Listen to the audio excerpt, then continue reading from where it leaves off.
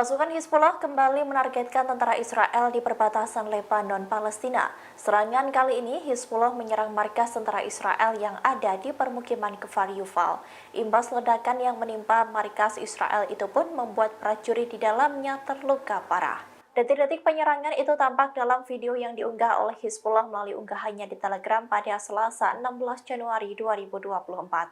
Dalam video terlihat detik-detik sebuah rudal menghantam sebuah bangunan yang menjadi markas Israel di Kfar Yuval. Terlihat asap mengepul setelah rudal itu diluncurkan dan mengenai markas tersebut.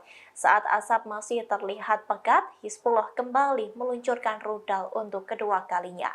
Tak berselang lama dari serangan itu terlihat bantuan dari pasukan Israel lainnya pun datang.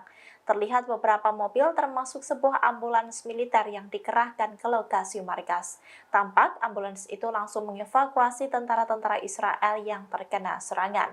Diketahui bahwa tentara Israel yang mendiami markas tersebut merupakan pasukan keamanan. Download Tribun X sekarang, menghadirkan lokal menjadi Indonesia.